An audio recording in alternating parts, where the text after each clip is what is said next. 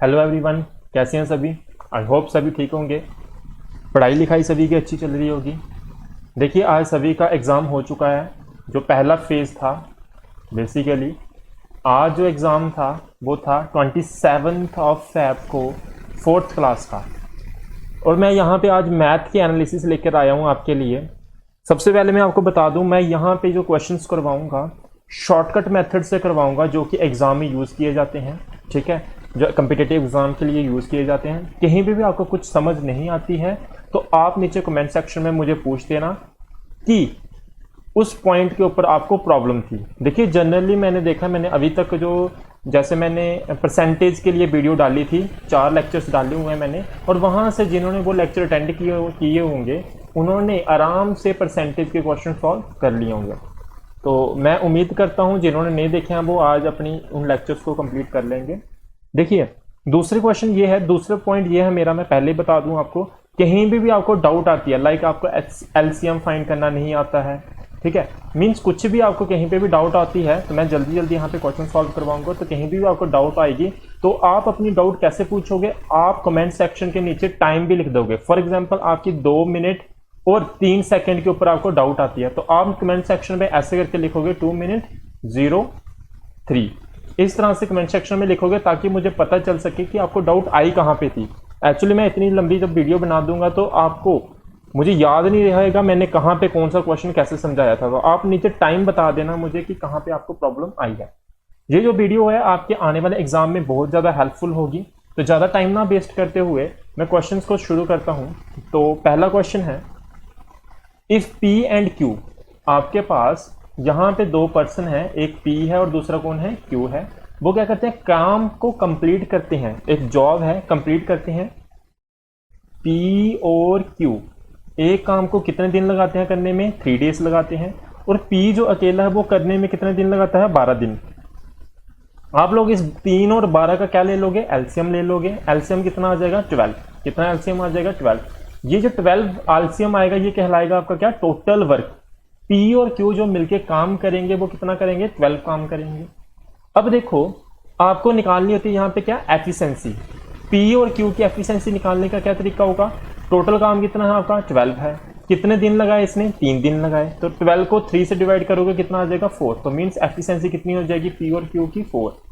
ऐसे ही आपको P की एफिशिएंसी निकाल सकते हो कैसे, P ने काम करने में कितने दिन लगाए, 12 दिन लगाए, और टोटल काम कितना है, 12। 12 को 12 से डिवाइड करेंगे तो एफिशिएंसी कितनी आ जाएगी P की, 1। तो P और Q की एफिशिएंसी कितनी है, 4। यहाँ पे मुझे P की एफिशिएंसी पता है कितनी है, 1 निकाली है मैंने। यहाँ पे एफिशिएंसी P की एफिशिएंसी कितनी निकाली है, 1। तो मुझे Q की एफिशिएंसी पता चल सकती है ना, कितनी होगी, Q की एफिशिएंसी होगी 3। क्वेश्चन में पूछा हुआ था, हमें बताना है कि Q उसी काम को कितने दिन में कर पाएगा। हमें Q की एफिशिएंसी मिल चुकी है, Q की क्या मिल चुकी है, एफिशिएंसी मिल चुकी है। टोटल काम मुझे पता है कितना है, 12 है। तो 12 काम है, एफिशिएंसी कितनी है उसकी, 3। तो 3 से डिवाइड कर दो तो आपको कितना मिल जाएगा, 4। तो आंसर क्या होगा हमारा, 4, यानी कि बी पार्ट। आई होप सभी का ये क्वेश्चन ठीक होगा जिन्होंने आज एग्जाम दिया था। जिनका आगे एग्जाम है उनको ऐसे वाले क्वेश्चन देखने को मिल सकते हैं।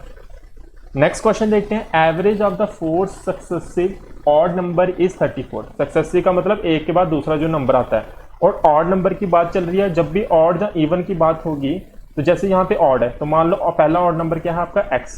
तो दूसरा क्या होगा, x + 2।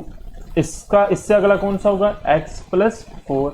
इसके आगे वाला कौन सा होगा, x + 6। इस तरह से आपने ऐड करते जाना है। तो पहला नंबर है, ये दूसरा नंबर है, ये तीसरा है और ये चौथा है। बोलते हैं इन 4 नंबरों का एवरेज कितना आता है। एवरेज निकालने का मतलब क्या होता है, आप क्या कर दो, 4 नंबर का एवरेज है तो 4 से डिवाइड कर दो, इक्वल टू किसके बराबर है, 34 के। 4 को इधर भेज देंगे तो कितना हो जाएगा, 34 × 4। इनका सम करो, x + x + x कितना आ जाएगा, 4x। और 2 + 4 + 6 करेंगे कितना आ जाएगा, 12। बात क्लियर होगी। अच्छा, इनको सॉल्व करोगे तो कितना आ जाएगा, 4 × 4 16 और 12 136। और 12 को इस तरह भेज दो तो यहाँ पे कितना आ जाएगा, -12 = 4x।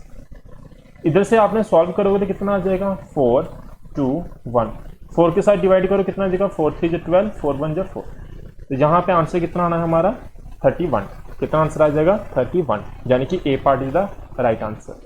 नेक्स्ट क्वेश्चन है, देखो, which number must be added to each number 7 and 13 so that the resultant number will be in the ratio 2:3। बोलता है 7 और 13 में हम ऐसा कौन सा नंबर ऐड करें कि जो आपको रिजल्ट मिलेगा वो कितना मिलेगा 2/3।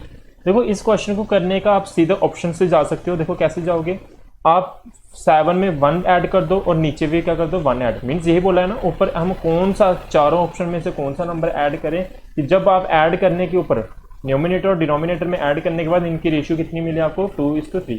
तो पहले 1 को ऐड करके देख लो, 7 में 1 ऐड करेंगे कितना आ जाएगा 8, 13 में 1 ऐड करेंगे कितना आ जाएगा 14। इसको सॉल्व करके देखो कितना आ जाएगा हमारे पास 4/7, जो कि आंसर गलत है। फिर 2 ऐड करके देख लो, 7 + 2 करेंगे कितना आ जाएगा 9 और 13 + 2 करेंगे कितना आ जाएगा 15। तो 3 3 9, 3 5 15। तो हमारा आंसर ये भी नहीं होना चाहिए, 2/3 आना चाहिए। तो 3 ऐड करके देख लो, 7 + 3 कितना होता है 10 और नीचे 13 दिया और 13 + 3 करेंगे कितना आ जाएगा 16। इसको सॉल्व करेंगे 2 5 10, 2 8 16। ये भी आंसर नहीं है। एंड लास्ट ऑप्शन चेक करते हैं, 7 + 5 और नीचे क्या है 13 + 5। तो सॉल्व करेंगे ये कितना आ जाएगा 12 और नीचे क्या आ जाएगा 18। तो सॉल्व करो, 6 2 12, 6 3 18, 2/3 मिल गया। तो मीन्स आंसर ये वाला होगा। इसको करने के बहुत सारे तरीके हैं, ऑप्शन वाला मेथड इसमें बहुत अच्छा था। अब रैंडमली कोई भी ऑप्शन पकड़ के इसको सॉल्व कर सकते हो। नेक्स्ट क्वेश्चन चलते हैं। A man receive 20% increase in his salary if his new salary is 24600। देख लो ये क्वेश्चंस मैंने करवाए हुए हैं, आप चले जाना परसेंटेज की सीरीज में, तो वहां पे आपको ये ऐसे वाले क्वेश्चंस देखने को मिल जाएंगे। मैंने फ्रैक्शन से सिखाया था ऐसे क्वेश्चन को कैसे करना है। देखो 20% को हम कैसे लिख सकते हैं, 20% को हम लिख सकते हैं 1/5। यहाँ पे क्या हुआ इंक्रीज हुआ, मीन्स 5 से कितना हो गया है 6, 5 से कितना हो गया 6। और यहाँ पे कितनी सैलरी दी हुई है, कितनी सैलरी दी हुई है 24600। मीन्स इसके बारे में बात हो रही है। तो क्या है 24600, न्यू सैलरी कितनी है 24600। 5 से कितनी हो गई थी 6, तो मीन्स इसको डिवाइड कर दूंगा मैं 6 से। तो 6 1 जा 6, 6 4 जा 24। फिर उसके बाद यहाँ पे कितना जाएगा 6 1 जा 6। तो मीन्स हमारे पास कितना मिल गया 4100। और आपको क्या करना है, जो पुरानी सैलरी थी, ओल्ड सैलरी थी, उसको फाइंड करना है। तो हमारे पास नंबर आ चुका है 1 यूनिट की वैल्यू कितनी आ चुकी है 1400। तो ओल्ड यूनिट कितने थे टोटल आपके 5। तो 5 के साथ इसको क्या कर दो मल्टीप्लाई कर दो। मल्टीप्लाई कर दोगे तो कितना आ जाएगा 5 1 जा 5, 52000। ये आंसर होगा। मैं इन क्वेश्चन को जल्दी जल्दी करवा रहा हूँ क्योंकि क्वेश्चन पेपर सॉल्व करवा रहा हूँ। क्यों, अगर किसी को कोई डाउट होगी, अगर कोई चाहता है कि हमें ये वाला क्वेश्चन समझ नहीं आया तो मैं वापस उसके लिए सेपरेटली एक पर्टिकुलर 2 मिनट की 4 मिनट की वीडियो बना दूंगा ताकि उसको समझ आ सके। पर तुम लोग मुझे नीचे कमेंट सेक्शन में बता देना कहाँ पे क्या प्रॉब्लम आई है। तो इसका आंसर हमारा क्या आ जाएगा 20500। नेक्स्ट क्वेश्चन देखते हैं। A cuboid whose length is equal to its breadth. बोलते हैं क्यूबॉइड है जिसकी लेंथ किसके बराबर है उसके, is equal to its width, has volume of the cube कितना है 20 cubic feet. If height of the cuboid is 1.5 feet then what is the length of the cuboid. बोलता है क्यूबॉइड वॉल्यूम दिया हुआ, सबसे पहले आपको पता करना है कि दिया क्या हुआ, वॉल्यूम दिया हुआ किसका क्यूबॉइड का। और क्यूबॉइड का वॉल्यूम निकालने का फार्मूला होता है हमारे पास L into H into B, L into B into H equals to volume. Volume दिया हुआ कितना है 24, कितना दिया हुआ है 24। जहाँ पे लेंथ और विड्थ इक्वल दी हुई है, मान लो लेंथ और विड्थ कितनी है आपकी x है, तो यहाँ पे L की जगह भी x आ जाएगा और विड्थ की जगह भी क्या आ जाएगा x आ जाएगा। और हाइट कितनी दी हुई है, height of the cuboid is कितनी है 1.5, कितनी दी हुई है 1.5। तो आपको फाइंड करना what is the length of the cuboid. Length और विड्थ क्या है इक्वल है, यानी कि कितनी आ जाएगी वैल्यू आपकी x की वैल्यू आपको फाइंड करनी है। तो x इंटू एक्स कितना हो जाएगा x स्क्वायर, और यहाँ पे 1.5 को उधर भेज दो 24 बाई कितना हो जाएगा 1.5। इसको सॉल्व करो, देखो दो तरीके हैं इसको सॉल्व करने के। 24 इंटू 2, नीचे भी 2 के साथ मल्टीप्लाई कर दो, नीचे कितना आ जाएगा 3, 3 1 जा 3, 3 8 जा 24, 8 इंटू 2 करेंगे कितना आ जाएगा 16, कितना आ जाएगा 16 आ जाएगा। देखो कैसे किया मैंने क्वेश्चन को, एक बार फिर से देखते हैं। मैंने 1.5 को नीचे भेज दिया था क्योंकि इधर मल्टीप्लाई हो रहा था, इधर जाके क्या आ जाएगा नीचे डिनोमिनेटर में आ जाएगा। तो मैंने इसको एक है ना एक इजी डिवीजन करने के लिए मैंने क्या किया, ऊपर भी और नीचे भी 2 के साथ मल्टीप्लाई कर दी, इधर भी 2 के साथ इधर भी 2 के साथ।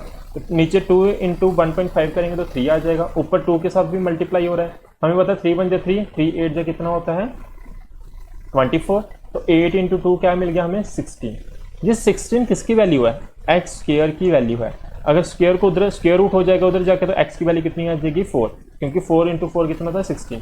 तो एक्स की वैल्यू कितनी आ जानी 4, जो कि लेंथ और ब्रेथ की वैल्यू हमें फाइंड किसकी करनी थी, लेंथ की। तो हमारा आंसर 4 फिट होना चाहिए, यानी कि एक पार्ट। नेक्स्ट क्वेश्चन चलते हैं। The least number which when divided by 12, 15, 20 and 54 leaves remainder 4 in each case. बोलता है ये आपके नंबर, देखो ये वाले ऐसे वाले क्वेश्चन बहुत सारे आते हैं, इनके बहुत किस्म की टाइप्स होती हैं। मैं जल्दी से ऐसी वाली एक वीडियो ले आऊँगा जो कि इस टाइप के क्वेश्चंस के ऊपर बनते हैं, आपके जो आने वाले एग्जाम के लिए काफ़ी सारे इंपॉर्टेंट रहेंगे। 3-4 किस्म की टाइप्स होती है ऐसे क्वेश्चंस की, मैं उनको भी डिस्कस कर लूँगा आपके साथ। फिलहाल के लिए जो आज क्वेश्चन आया था अभी देख लेते हैं कैसे करना है। ऐसे क्वेश्चन करने के लिए आपको क्या करना है, 12, 15, 20 एंड 54 का क्या ले लो, एलसीएम। इसका क्या लेना है आपने, एलसीएम। देखो सामने दिख रहा है ये 9 के साथ जाता है, जब मैं सीधा क्या कर लूँ, पहले इसको 2 के साथ देख लेते हैं, सबसे छोटे नंबर के साथ एलसीएम लेने के लिए। तो किसके साथ, 6 के साथ जाएगा, ये 15 आ जाएगा, ये 10 आ जाएगा, और ये कितना आ जाएगा 27। अब किसके साथ जाता है, ये 2 के साथ, फिर से 3, 15, 5 और ये कितना है 27। अब 3 के साथ भी जाता है, ये 3 1 3, 3 5 15, और यहाँ पे 5 भी है, और यहाँ पे कितना है 9। अब देखो 5 के साथ भी जाता है, 1 1 1 और कितना 9। तो सीधा सा क्वेश्चन कर लेते हैं हम, 2 इंटू 2 कितना 4, 4 इंटू 5 कितना हो जाएगा 20, और 20 इंटू 3 करेंगे कितना आ जाएगा 60, 60 इंटू 9 करेंगे तो कितना आ जाएगा, पता है ना कैसे करते हैं इन सभी का एलसीएम निकालने का तरीका। तो क्या आ जाएगा 540। एलसीएम कितना आ गया हमारा इन चारों नंबर का, 540। अब याद रखो हमारा यहाँ पे रिमाइंडर कितना बच रहा है, 4 रिमाइंडर बच रहा है। जितना रिमाइंडर बच रहा होता है एलसीएम के साथ हम क्या कर देते हैं, उसको ऐड कर देते हैं। एलसीएम कितना है 540, और रिमाइंडर कितना बच रहा है आपका 4, तो 4 ऐड कर दो इसमें, तो हमारे पास आंसर कितना आ जाएगा 544। ये हमारा आंसर है, आंसर नंबर बी पार्ट। देखो इसके कन्वेंशनल मेथड्स भी होते हैं, मैं आपको बता रहा हूँ जो आपके कॉम्पिटिटिव एग्जाम में जिन मेथड्स को यूज किया जाता है उनके तरह हम क्वेश्चन को किस तरह से सॉल्व करते हैं वो डिस्कस कर रहा हूँ मैं आपके साथ, ठीक है। यहाँ पे मैं आपके कॉन्सेप्ट क्लियर करने नहीं आया हूँ, मैं मेथड्स बता रहा हूँ कैसे कैसे आप क्वेश्चन को सॉल्व कर सकते थे। तो सिंपल सी बात है, जब भी ऐसा क्वेश्चन दिखेगा आपको इन सभी नंबर्स का आप क्या ले लो, एलसीएम ले लो। जो एलसीएम आएगा उसमें जितना रिमाइंडर बच रहा होता है उस रिमाइंडर को ऐड कर देते हैं, हमारा आंसर मिल जाता है। नेक्स्ट क्वेश्चन देखते हैं। Sum of ages of father and son is 74। Mean father की एज और सन की एज दी हुई है कितनी है, 74 है। आफ्टर 8 ईयर, 8 साल की बात चल रही है, मीन्स फादर की एज के साथ क्या कर दो, ऐड कर दो 8। Father will be twice as old as son. जो फादर होंगे वो कितने हो जाएंगे, 2 गुना हो जाएंगे, ठीक है। ट्वाइस एज सन, तो सन भी 8 साल की बाद की बात चल रही है, तो क्या हो जाएगा एस प्लस 8। देखो यहाँ पे क्वेश्चन थोड़ा सा स्किप्ड है, थोड़ा सा ना मिसप्रिंट है। मैं एग्जैक्ट क्वेश्चन आपको बता देता हूँ, पूरा क्वेश्चन किस तरह से आया था एग्जाम में। अच्छा, एज ओल्ड एज सन, आगे क्वेश्चन आपको पूछा हुआ है कि the present age of father. Question में पूछा हुआ था present age of father, father की एज पूछी हुई है, वो भी कौन सी वाली, प्रेजेंट वाली। तो हमें बेसिकली यहाँ पे फाइंड क्या करना है, एफ फाइंड करना है। एफ फाइंड करने के लिए इस इक्वेशन को मैं थोड़ा सा अरेंज करूंगा। मुझे एफ निकालना है तो मैं पहली इक्वेशन को क्या कर लूंगा, एस को निकाल लूंगा। तो एस कितने बराबर आ जाएगा, 74 माइनस एफ आ जाएगा।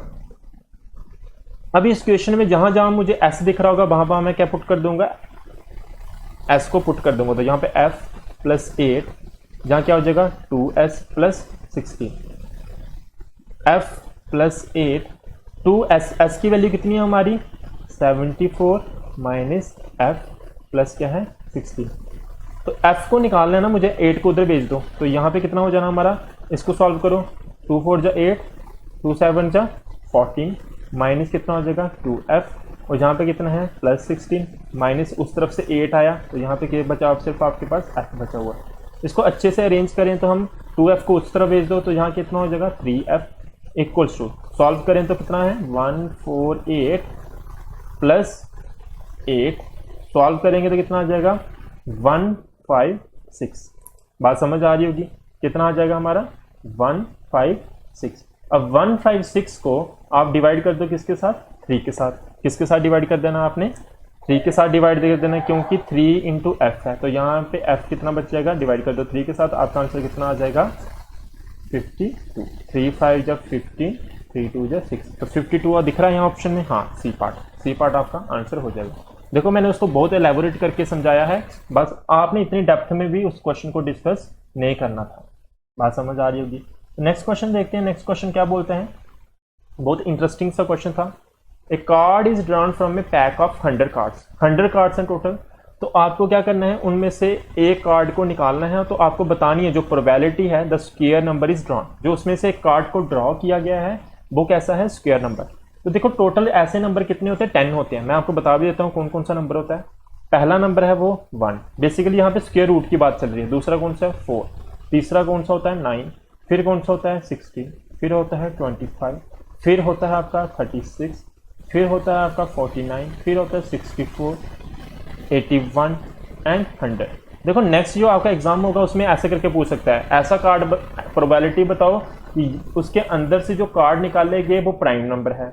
ऐसा प्रोबेबिलिटी बताओ उसमें से जो कार्ड निकाले गए वो क्या है, इवन नंबर है। तो आपको पता होना चाहिए 1 से लेके 100 तक या 1 से लेके 15 तक कितने स्क्वायर्स होते हैं, या कितने प्राइम नंबर होते हैं, कितने इवन नंबर होते हैं, कितने ऑड नंबर होते हैं, ये सब आपको पता होना चाहिए। तो यहाँ पे जब हम इसकी काउंटिंग करेंगे तो टोटल कितने नंबर है 10। तो टोटल कार्ड कितने थे 100, कितने कार्ड हैं जो स्क्वायर की फॉर्म में होते हैं वो कितने हैं 10। तो प्रोबेबिलिटी क्या होती है, फेवरेबल अपन टोटल। तो फेवरेबल कितने हैं 10 है, टोटल कितना 100। तो सॉल्व करेंगे आपकी प्रोबेबिलिटी कितनी आ जाएगी 1/10। तो आंसर नंबर हमारा क्या हो जाएगा, सी पार्ट हो जाएगा। नेक्स्ट देखते हैं। The average ages of a group of friend of age कितनी 25 ईयर। उसमें से क्या होता है एक और फ्रेंड, जहां पे आई थिंक क्वेश्चन थोड़ा सा मिस्ड है। मैं एक बार फिर से इसको क्रॉस चेक करके आपको बताता हूं एग्जैक्ट क्वेश्चन किस तरह से था। एक सेकंड देना मुझे। द क्वेश्चन क्या था, the average age of group of friend कितनी दी हुई है यहाँ पे आपकी 32।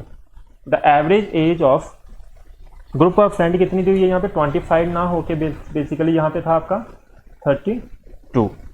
And one more friend of age 25, इसमें से एक और फ्रेंड ऐड होता है जिसकी एज कितनी होती है 25। ठीक है, एक फ्रेंड ऐड होता है जिसकी एज कितनी है 25 है, जो ग्रुप को ज्वाइन करता है।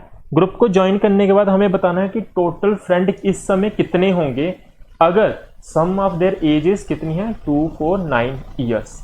बोलता है जो टोटल एवरेज एज है, टोटल एवरेज एज जो फ्रेंड्स की है वो कितनी है 32, मीन्स 32 एज है। तो मान लो कितने बच्चे कितने फ्रेंड्स थे टोटल, मान लो n नंबर ऑफ फ्रेंड्स थे। अब बोलता है एक और उसमें से एक उनके ग्रुप में एक और उनका फ्रेंड ऐड होता है जिसकी एज कितनी है 25 है। तो बोलता है ऐसा होने के कारण टोटल एज कितनी निकल जाती है बच्चों की 2 4 9। तो ये इक्वेशन दी हुई है। हमें यहाँ पे बताना है कि इस समय जब एक उनके फ्रेंड ने ग्रुप को ज्वाइन कर लिया है तो टोटल बताओ कितने फ्रेंड्स हैं वो। इस क्वेश्चन को सॉल्व करने के लिए तो सिंपल इक्वेशन बन चुकी 25 को उधर भेज दो। तो सॉल्व करेंगे तो कितना आ जाएगा यहाँ पे 4, यहाँ पे कितना आ जाएगा 2, यहाँ पे कितना है 2। मैंने सॉल्व किया है डायरेक्टली। और यहाँ पे कितना है 32 into N, N equals to 224/32। 324 को डिवाइड करना है आपने किसके साथ 32 के साथ। तो आपको कितना मिल जाएगा 7 मिल जाएगा। याद रखना आप डायरेक्टली आंसर 7 मत लगा के आ जाना। ये n जो 7 आया है ये क्या है, पहले थे जो फ्रेंड्स, लेकिन इस समय जो फ्रेंड्स टोटल हो चुके हैं वो कितने हो चुके हैं, एक और ऐड हुआ है ना। तो यहाँ पे कितना हो जाएगा +1 करोगे तो कितना आ जाएगा 8। आंसर क्या होगा हमारा सी पार्ट हो जाएगा। ठीक है जी। जिनको ये नहीं पता चला कि ये मैंने 3 इंटू n क्यों किया है, जिनको नहीं पता चला मैं एक बार बता दूं, एवरेज का जो फार्मूला होता है इट इज कितने फ्रेंड्स हैं डिवाइड कर देते हैं उन सभी की एज का सम के साथ, सम ऑफ एज डिवाइड कर देते हैं टोटल नंबर ऑफ फ्रेंड्स के। तो सम ऑफ एज निकालने के लिए n को इधर भेज दिया तो मैंने एवरेज इंटू n किया, हमें क्या मिल गई सम ऑफ एज। तो ये क्या है sum of age of n number of friends plus एक और जो फ्रेंड आया था उसकी एज को मैंने ऐड कर लिया। चलिए देखिए मैं जल्दी जल्दी तेज वीडियो बना रहा हूँ, है ना, क्योंकि यहाँ पे आपकी प्रेपरेशन होगी, इस हिसाब से मैं वीडियो को बना रहा हूँ ताकि आपको पता चल सके और क्वेश्चन से आप रूबरू हो सको किस तरह से क्वेश्चन आ रहे हैं उनको कैसे अटेम्प्ट करना है। The wall and the roof of the room is 10 feet in length and 8 feet in width and 10 feet in height. यहाँ पे बेसिकली आपको यहाँ पे वैल्यूज दी हुई हैं। एक रूम है जो कि किस तरह में क्यूबाइड की फॉर्म में है और हाइट लेंथ और विड्थ, ये तीनों चीज़ें आपको दी हुई हैं किसकी, रूम की। ओके, अब देखो यहाँ पे आपको फाइंड करना है कि कितना खर्चा होगा उस रूम को वाइट वॉश करने में, उसको मीन्स पेंट करने में हमें कितना खर्चा होगा। अगर 1 स्क्वायर फीट को वाइट वॉश या पेंट करने में कितना पैसा खर्च हो रहा है, 5 रुपये। अगर 5 रुपये 1 स्क्वायर फीट को पेंट करने में लगते हैं तो हमें बताना है इस साइज, जो साइज दिया हुआ मैं आपको वैल्यूज बता दूं एग्जैक्ट जो वैल्यू आई थी एग्जाम में। लेंथ जो आई थी रूफ की वो कितनी है 10, विड्थ जो आई थी वो कितनी है, यानी कि v के साथ भी लिख सकते हैं। ब्रेथ जो आई थी वो कितनी है 8 फीट, जो हाइट आई थी वो कितनी थी 10। जब भी रूम वाला केस होगा इस क्वेश्चन को करने का तरीका क्या होता है, 2 into length into height plus 2 into breadth into height plus क्या करना होता है आपको, लेंथ इंटू ब्रेथ। ये फार्मूला यूज करना होता है जब भी आपको पेंट करने वाला हो, मींस फ्लोर को जब भी आपको पेंट नहीं करना है तो बाकी सारे एक जगह आपको पेंट करना होता है, दीवारों को और छत को, रूफ को, तब ये वाला फार्मूला यूज होता है। कई बार वो बोलते हैं रूफ को भी आपको पेंट नहीं करना है तो उस समय आपको L इंटू बी भी नहीं यूज करना है। इन सभी इस पूरे फार्मूले को यूज करो तो वैल्यूज को पुट कर दो। 2 इंटू लेंथ, लेंथ कितनी दी हुई है 10, हाइट कितनी दी हुई है आपको, ये भी कितनी दी हुई है हाइट 10, प्लस 2 इंटू ब्रेथ कितनी दी है 8, हाइट कितनी दी हुई है 10, लेंथ इंटू ब्रेथ होता है तो लेंथ कितनी है 10 और ब्रेथ कितनी है 8। सॉल्व करेंगे कितना आ जाएगा यहाँ पे 200, यहाँ पे कितना है 160, यहाँ पे कितना है 80। सॉल्व करेंगे इसको कितना आ जाएगा 440। ये आ गया आपका इतना स्क्वायर फीट। तो 1 स्क्वायर फीट में कितना खर्चा हो रहा है 5 रुपये, तो इतने स्क्वायर फीट में कितना हो जाएगा 5 से मल्टीप्लाई कर दो, 5 4 जा 0 तो 0, 5 4 जा 22, तो ये आ जाएगा 2200। तो answer number C part. Next question चलते हैं। If a student have 5 hours of homework and has worked for 3.5 hours but part of his homework is yet to be done. ये बहुत ही इंटरेस्टिंग सा क्वेश्चन है। देखो एक बच्चा है वो 5 घंटे पूरे काम खत्म करने में लगाता है, बोलता है 3.5 घंटे उसने मीन 3.5 घंटे लगाए उसने काम करने के लिए। हमें बताना है कि कितना फ्रैक्शन ऑफ काम बच गया है जो उसने करना था। इस क्वेश्चन को यूज करना है तो हमें एफिशिएंसी का फार्मूला यूज करना होगा, क्योंकि एक ही स्टूडेंट है तो उसकी एफिशिएंसी क्या रहेगी सेम, और एफिशिएंसी का फार्मूला होता है वर्क अपॉन टाइम। तो एफिशिएंसी उसकी सेम रहेगी जो पहले थी। पहले वर्क मान लो उसने जो किया कितना किया W1, तो टाइम कितना लगाया उसने T1। एफिशिएंसी सेम है तो मैं ऐसा लिख सकता हूँ W2 उसने बाद में काम किया और टाइम कितना लगाया उसने T2। पहले काम उसने कितना किया था W1, टाइम कितना लगाया था उसने 5 घंटे। बाद में उसने काम कितना किया W2 और टाइम कितना लगाया उसने 3.5 आवर। तो आपको रेशियो निकालनी है, तो इसकी रेशियो निकालने के लिए क्या करो, यहाँ पे देखो क्या हो जाएगा W2 अपॉन W1 और 3.5 को उधर भेज दो और यहाँ पे नीचे क्या हो जाएगा आपका,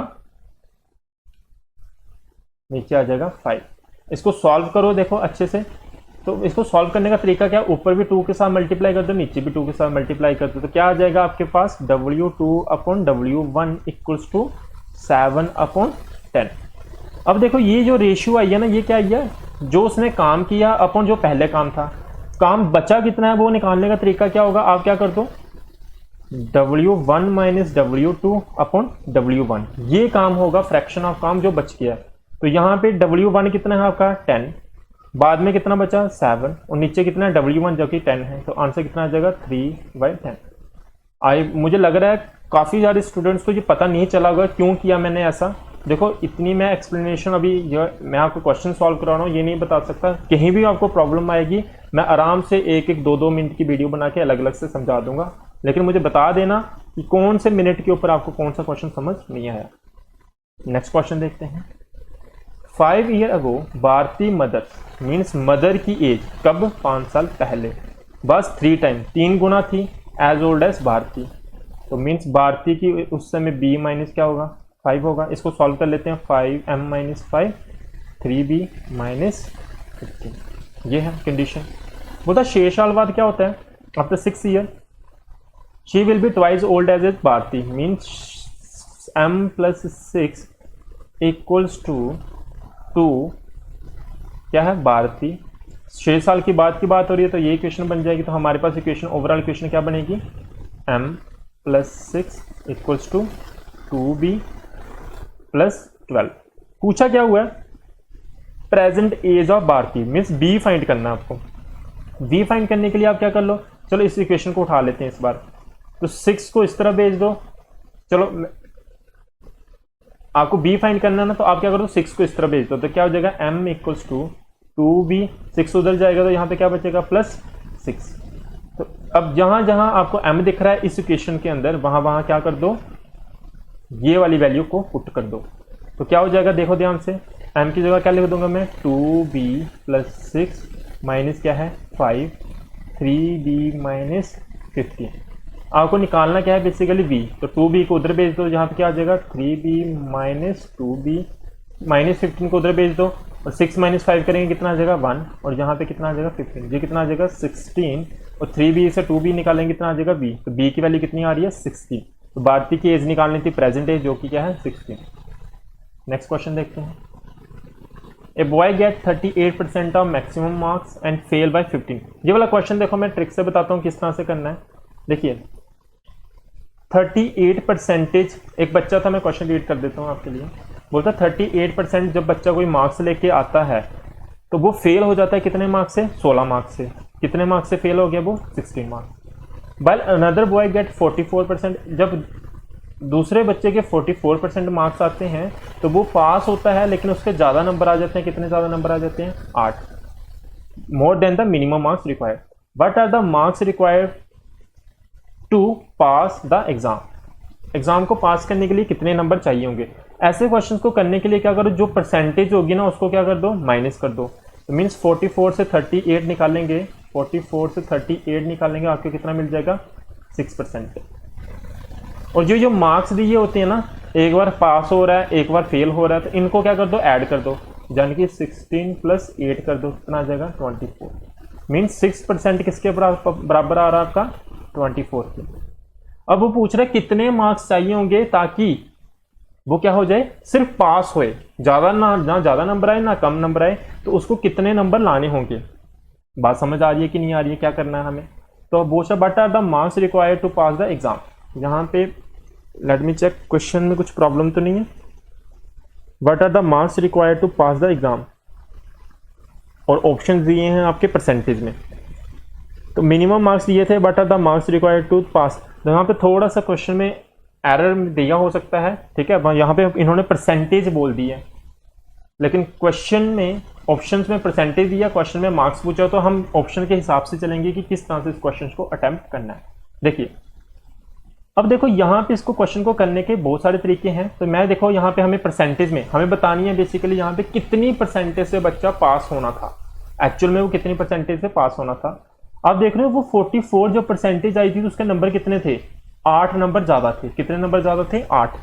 तो इस 8 की परसेंटेज निकाल लेता हूं मैं। 8 की परसेंटेज निकालने का क्या तरीका होगा, देखो मैं क्या करूंगा, 24 किसके बराबर है, 6% के बराबर है।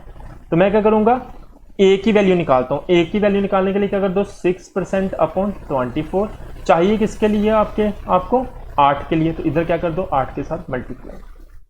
बात समझ आ रही है। अब देखो सॉल्व करो, 8 1 जा 8, 8 3 जा 24, और 3 2 जा 6। मीन 8 नंबर किसके बराबर है, 2% के बराबर है। तो यहाँ पे 8 नंबर ज्यादा आए थे ना बच्चे के। कितने नंबर ज्यादा आए थे, 8 नंबर ज्यादा आए थे। तो मीन्स कितनी परसेंटेज ज्यादा आई है, 2% ज्यादा आई है। तो माइनस कर दो कितने के साथ, 2%।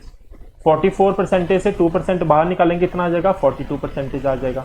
और आंसर नंबर आपका कौन सा हो जाएगा, वापस सी पार्ट हो जाएगा। नेक्स्ट क्वेश्चन देखते हैं, बहुत इजी क्वेश्चन है ये। क्या दिया हुआ है, ये भी क्वेश्चन परसेंटेज से आ गया, मैंने करवाए हुए हैं। यहाँ कितना दिया हुआ है, 30% ऑफ ए इक्वल टू कितना दिया हुआ है, बेसिकली यहाँ पे 0.35 नहीं था एग्जाम में, यहाँ पे था 0.25%। इसको करेक्शन कर लेना। जहाँ पे कितना दिया है, 0.25 ऑफ बी इक्वल टू कितना दिया, 1/5 ऑफ सी।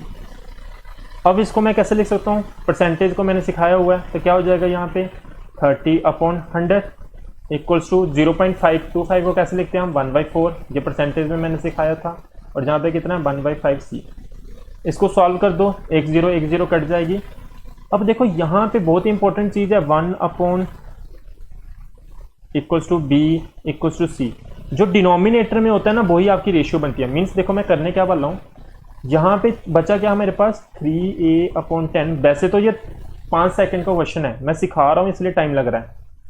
c/5, इस 3 को आप क्या कर दो, पूरे डिनोमिनेटर के साथ डिवाइड कर दो। यहाँ पे क्या हो जाएगा 3, यहाँ पे क्या हो जाएगा 3, और यहाँ पे क्या हो जाएगा 3 से डिवाइड कर दिया। 3 3 यहाँ से कैंसिल हो जाने हैं, तो यहाँ पे बचेगा क्या हमारे पास a/10, b/12, c/15। और जो नीचे डिनोमिनेटर में जब ये वैल्यू आ जाती है यही आपकी क्या होती है ratio. Means a b c की रेशियो क्या होगी 10:12:50। कहाँ पे 10:12:50 ए पार्ट। ये आंसर हो जाएगा हमारा। इस तरह से क्वेश्चन को करना है आपको। नेक्स्ट क्वेश्चन देखते हैं। The average weight of 8 box is increased by 2.5 kg when some goods are added to one of the box. The weight of the good added to this box। बोलता है हमारे पास total कितने box थे, 8 box थे। हर box के अंदर हमने क्या कर दिया, यहाँ पे कुछ the average weight of 8 box is increase by, average box जो है, एवरेज वेट जो है बॉक्स का कितना बढ़ गया हमारा 2.5 बढ़ गया। जब हम क्या करते हैं some goods are added to one of the box, क्योंकि 8 डब्बों में से एक डिब्बे में हमने क्या किया, कुछ वेट ऐड किया। उस वेट ऐड करने के कारण इन 8 डब्बों का जो एवरेज वेट है वो कितना इंक्रीज हो गया 2.5 हो गया। The weight of the good added to this box, कितना वेट हमने ऐड किया होगा बॉक्स में। तो ऐसे क्वेश्चन को कुछ भी नहीं करना आपने, 2.5 kg एवरेज वेट बढ़ा है।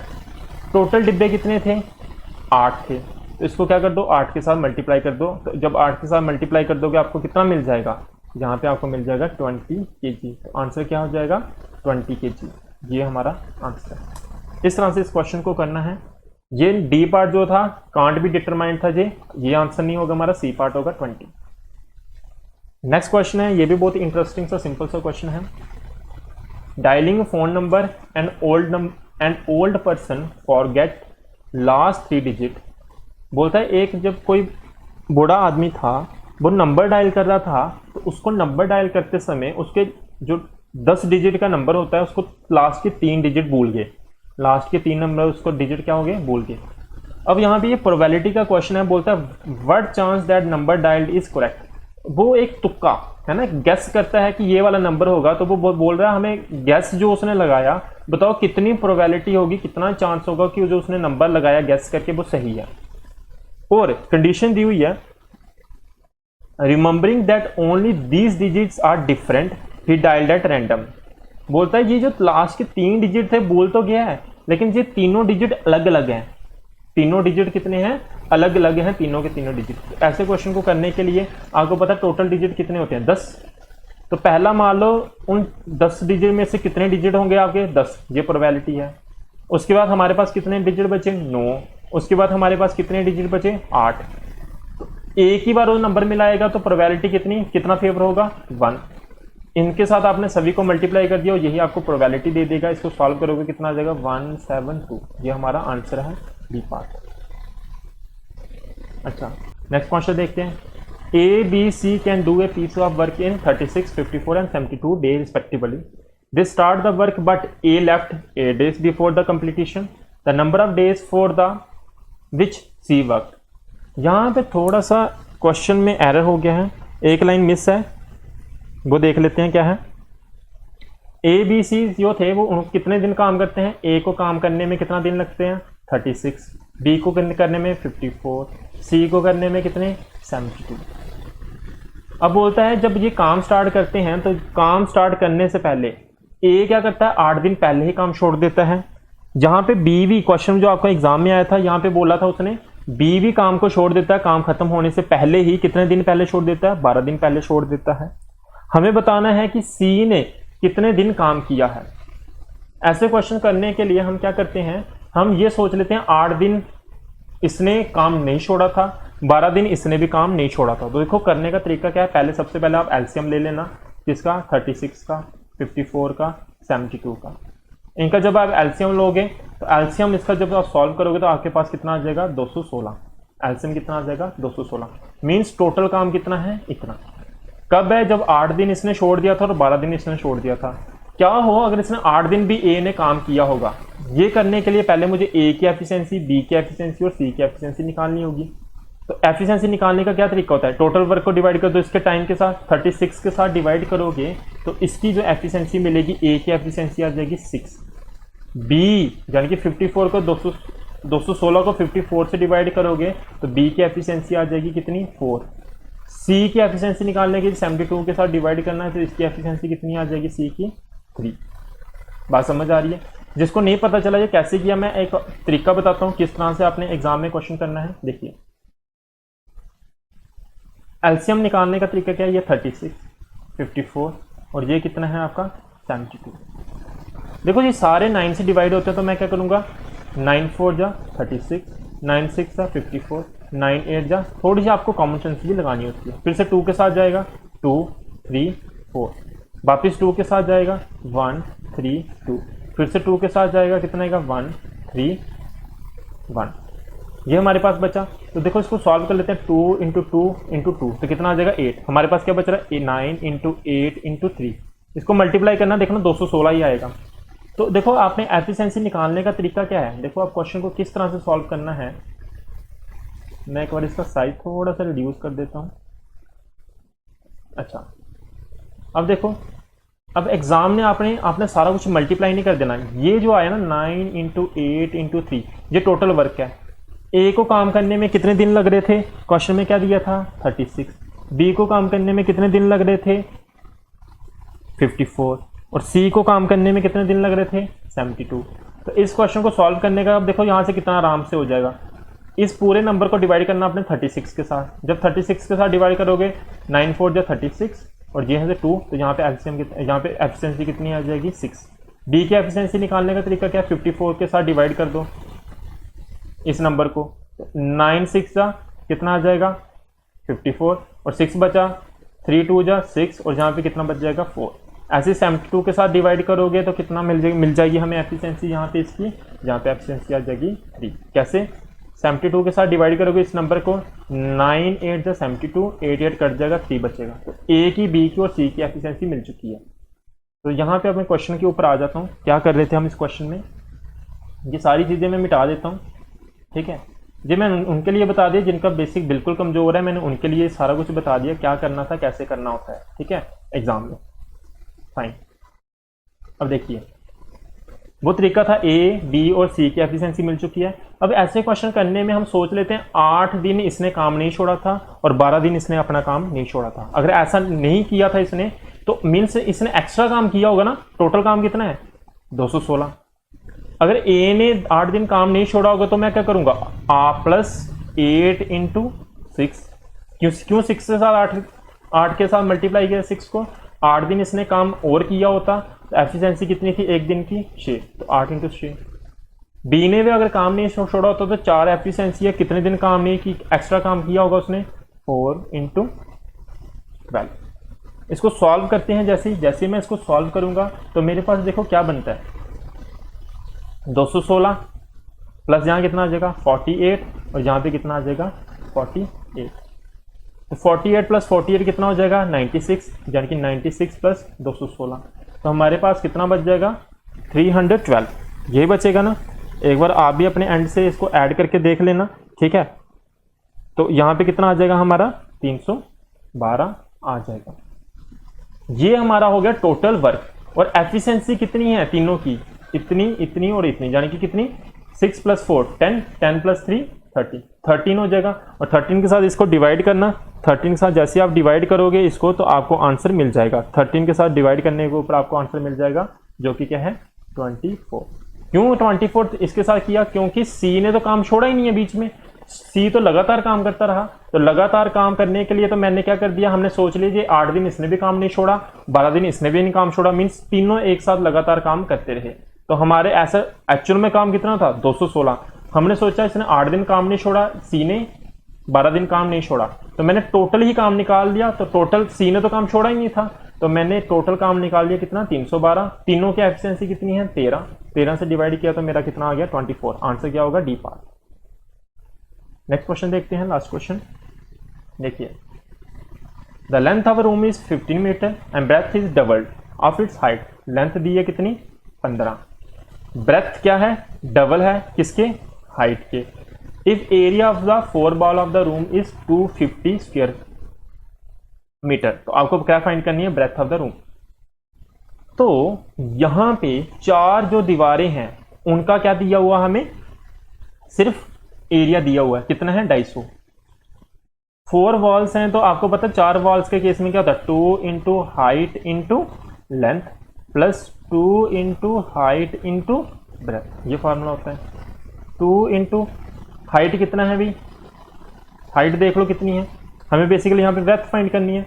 तो यहाँ पे ध्यान से देखना, तो ब्रेथ इज डबल, ब्रेथ क्या है, दुगनी है किसके, हाइट के। तो मैंने ये b इज इक्वल टू क्या लिखा हुआ 2h।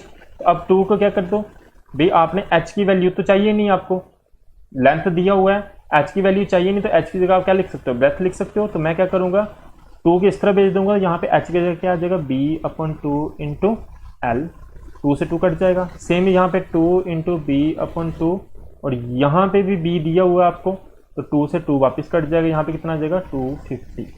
तो यहाँ पे ब्रेथ इंटू लेंथ, यहाँ पे क्या है breadth into breadth equals to 250 दिया हुआ है।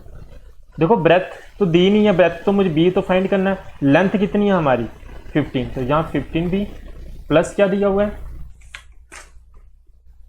प्लस क्या दिया हुआ है हमें b स्क्वायर, तो यहाँ पे क्या आ जाएगा b स्क्वायर इक्वल्स टू कितना है 250। अब यहाँ पे ऑप्शंस की आप मदद ले सकते हो, ऑप्शन की कैसे मदद लोगे, देखो यहाँ पे 250 है, तो यहाँ पे ऑप्शंस डाल के आप चेक कर सकते हो। देख लो पहले सीधा सीधा आपको दिख रहा है, पहले देखो लास्ट में 0 लगा हुआ है ना, तो आप 0 वाले को उठा लो पहले, तो 10 को स्क्वायर करोगे कितना आ जाएगा 100, और यहाँ पे कितना है 10, और यहाँ पे b की वैल्यू पुट करके देखो कितना आता है 1 इंटू 50, तो क्या ये 250 आया, हाँ 250 आ गया। कब, जब आपने सी ऑप्शन चेक किया। तो इस तरह से आपने कॉमन सेंस करनी है और फटाफट क्वेश्चन को सॉल्व कर सकते हो।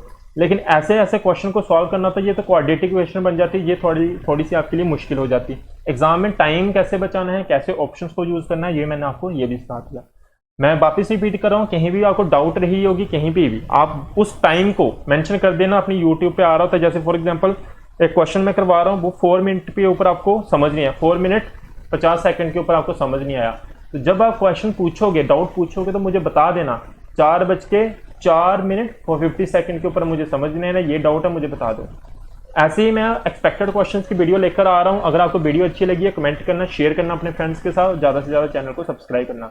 Bye bye, have a nice day.